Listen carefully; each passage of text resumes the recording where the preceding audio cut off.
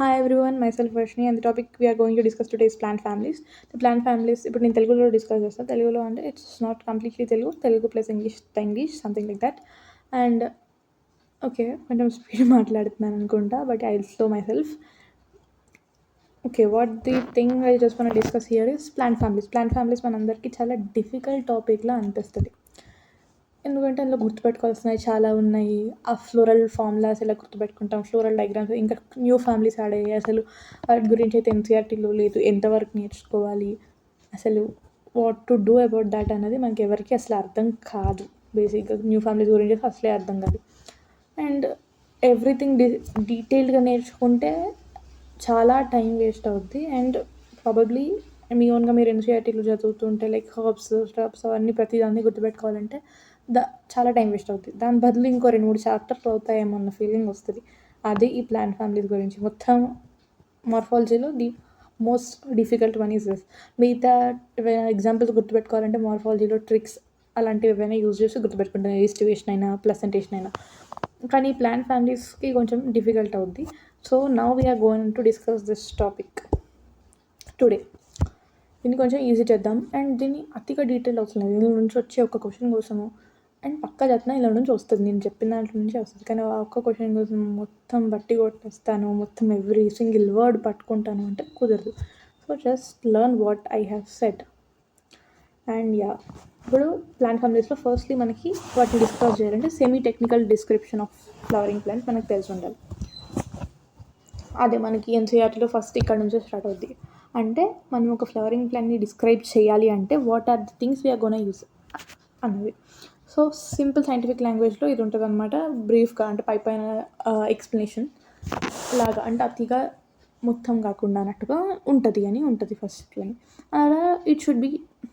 And ఆ description ఎలా ఉండాలి బేసిక్గా, ఫస్ట్లీ హ్యాబిట్ గురించి ఇస్తాడు, అంటే అది ఎక్కడ పెరుగుతుంది. దాని తర్వాత వెజిటేటివ్ క్యారెక్టర్స్, అంటే దట్ ఈ రూట్ స్టెమ్ ఇవన్నీ ఎలా ఉంటాయి, లైక్ రూట్ ఏం రూట్, ఫైబ్రస్ రూటా, ట్యాప్ రూటా అలాంటివి. దాని తర్వాత స్టెమ్ ఏదైనా, అది వెజిటేటివ్ క్యారెక్టర్స్. తర్వాత ఫ్లోరల్ క్యారెక్టర్స్లో మనకి ఫస్ట్ వచ్చేది ఇన్ఫ్లోరెసెన్స్ అంటే రెస్మోజా, సైమోజా అది. దాని తర్వాత ఫ్లవర్ పార్ట్స్ ఏమేమి ఉంటాయి, we know that calyx, Corella ఇవన్నీ ఫ్లవర్ పార్ట్స్. సో ఎన్ని ఉన్నాయి, అవి అతుక్కొని ఉన్నాయి అంటే ఫ్యూజ్డ్ అయి ఉన్నాయా, లేదు అని అంటే వేరే వాటితో అతుక్కున్నాయి, దట్ ఈస్ అడిషన్ అంటారు. ఒకవేళ వాటితో అవే ఫ్యూజ్ అవుతే అది కొహీజన్. సపోజ్ ఆండ్రిషన్లో వాటితో అవే ఫ్యూజ్ అయితే అది కొహీజన్. వీ హ్యావ్ సీన్ మోనోఅడల్ఫస్, డైఅడల్ఫస్, అవి వాటితో ఫ్యూజ్ అయ్యి బంచెస్ లాగా ఫామ్ చేయడం. డైఅడల్ఫస్ అంటే 2 టైప్ ఆఫ్ బంచెస్ లాగా అనుకోండి. సో దాట్స్ ది థింగ్, అది కొహీజన్. అడిషన్ అంటే దిస్ ఆండ్రిషమ్ మనకి కొరెళ్ళతో ఒకవేళ అదే అంటే ఐ మీన్ పెటల్స్తో అతుక్కుంటే కనుక that is called yes addition, అంటే వేరే వాటితో అతుక్కుంటే. సో అది మనం ఎపిపెటలస్ కండిషన్ అంటాము. అండ్ ఒకవేళ పెరియాంత్తో అటాచ్ అయి ఉంటే then it is called as the epiphyllous condition. ఇవన్నీ మనకు తెలిసినాయి. So this is briefly about what is semi technical description.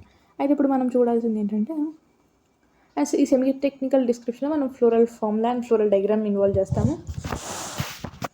And వాటికి యూజ్ చేసే సింబల్స్ మనం ఇది మినిమం వచ్చి ఉండాలి. దాని తర్వాత we can go to plant families. ఇప్పుడు బ్రాక్టియేట్ అంటే ఏంటి, మన పెడిసెల్ ఉంటుంది కదా ఒక ఫ్లవర్కి, ఇది ఫ్లవర్ అవుతుంది, ఇది పెడిసెల్. ఈ పెడిసెల్ చివరిగా if you have this one, ఇలా చిన్న చిన్న ఆకుల్లాగా ఏవైతే ఉంటాయో వాటిని మనం బ్రాక్ట్స్ అంటాం అనమాట. ఒకవేళ అవి ఉంటే ఆ ఫ్లవర్కి then it is called as bracteate. లేకపోతే ఈ బ్రాక్టియేట్ని ఈ బీఆర్తో రిప్రజెంట్ చేస్తారు, బ్రాక్టియేట్ని బీఆర్తో. అండ్ మనకు వచ్చేసరికి మేల్ని రిప్రజెంట్ చేయడానికి ఈ సింబల్, ఫీమేల్ని రిప్రజెంట్ చేయడానికి ఎఫ్ లాగా అనుకోండి. సో ఎఫ్ ఇలానే ఉంటుంది కదా, వాట్ ఈస్ ఎఫ్, ఇది F. So something like that పెట్టేస్తే that is female and this is male. And ఒకవేళ బైసెక్షువల్ అంటే both female and male in same plant, అంటే బోత్ ఆండ్రిషమ్ గైనిషమ్ రెండు ఉన్నాయి ఒక సేమ్ ఫ్లవర్లో అనేది రిప్రజెంట్ చేయడానికి we'll represent like this, both male and female. It is bisexual flower. And actinomorphic అంటే ఏంటి, దట్ ఈస్ రేడియల్ సిమెట్రీ అంటే మెనీ ప్లేన్స్ నుంచి కట్ చేయడం. మెనీ ప్లేన్స్ అంటే ఇదో ప్లేన్.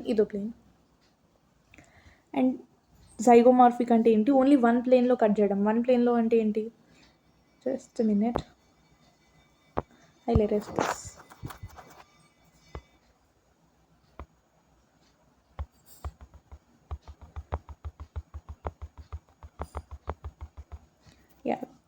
ఇప్పుడు జైగోమార్ఫిక్ అంటే ఓన్లీ వన్ ప్లేన్లో ఒక ఫ్లవర్ని కట్ చేయగలిగితే then that is zygomorphic. And calyx అంటే ఏంటి?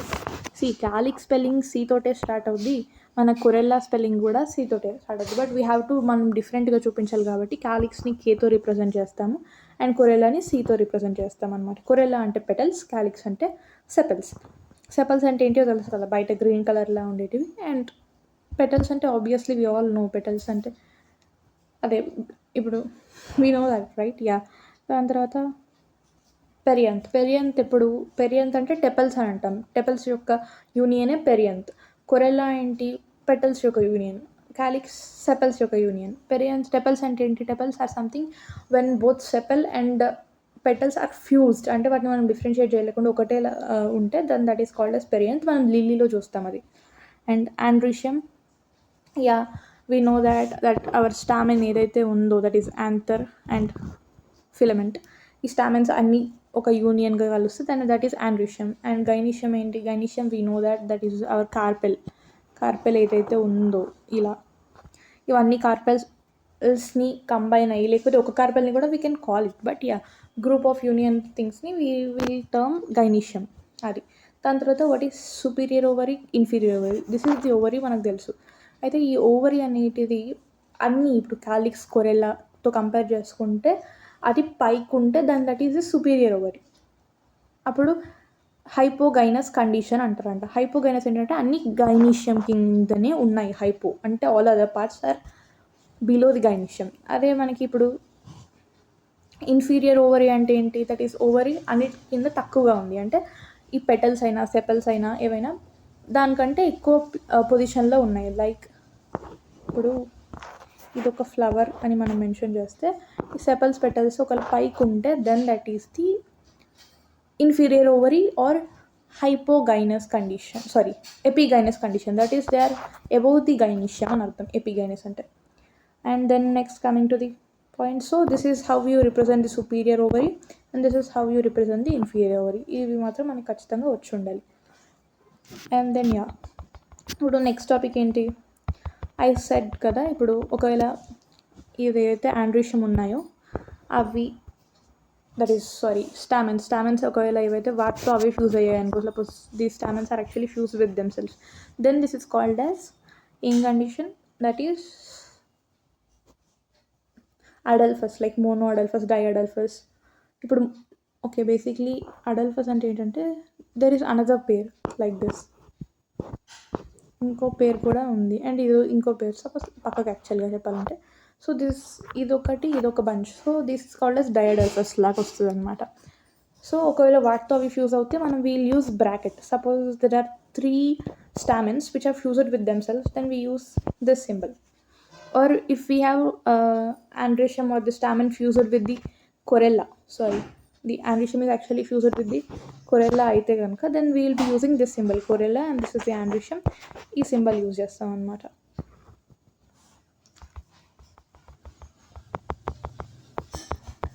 I'm erasing these things.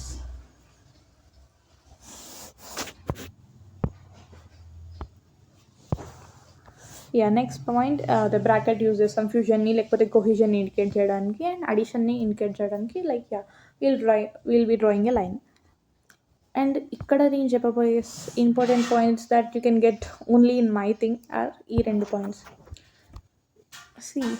మనకి ఫ్లోరల్ డయాగ్రామ్కి ఫ్లోరల్ ఫార్ములాకి డిఫరెన్సెస్. ఫ్లోరల్ డయాగ్రామ్ అంటే ఏంటంటే మనము ఫ్లవర్ ఎలా ఉందో డయాగ్రామ్లో చూపించడాన్ని, దాన్ని డయాగ్రామ్లో డిస్క్రైబ్ చేయడాన్ని ఫ్లోరల్ డయాగ్రామ్ అంటాం. ఫ్లోరల్ ఫార్ములా అదొక ఫార్ములా టైప్లో రిప్రజెంట్ చేయడాన్ని ఫ్లోరల్ ఫార్ములా అంటాం.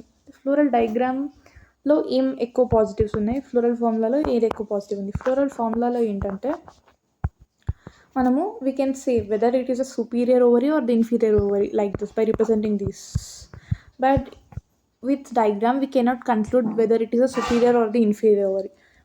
And ఎస్టిమేషన్ ఇంకా ప్లసెంటేషన్కి వచ్చేసరికి, ఎస్టిమేషన్ అంటే ఇప్పుడు మనకి ఇవి సపోజ్ పెటల్స్ అయి ఉంటే పెటల్స్ వెల్వెట్ ఎస్టిమేషన్ ఉందా ఆర్ దే ఆర్ లైక్ ట్విస్టెడా, ఒకదాని వెనకాల ఒకటి ఉందా, twisted something like that. So అది ఇంబ్రికేటా, అది మనము డయాగ్రామ్లోనే చూపించగలుగుతాం. Like we cannot say that through మనం ఫ్యూజ్ ఉన్నాయా లేవా చూపించగలుగుతాం, కానీ అది వెల్వెటా, ఇంబ్రికేటా, ట్విస్టెడా అది మనం చూపించలేము ఇన్ ది ఫ్లోరల్ ఫార్మ్‌లా. Same comes with the placentation. ప్లసెంటేషన్‌లో కూడా అంతే. డయాగ్రామ్‌లో we can say that how the ప్లసెంటాలో ఎలా అరేంజ్ అయ్యి ఉన్నాయి ఈ ఓవ్యూల్స్ అనేటివి అని. కానీ మనము అది ఫ్లోరల్ ఫార్ములాలో చూపించలేము. That's the difference between the floral formula and the floral diagram.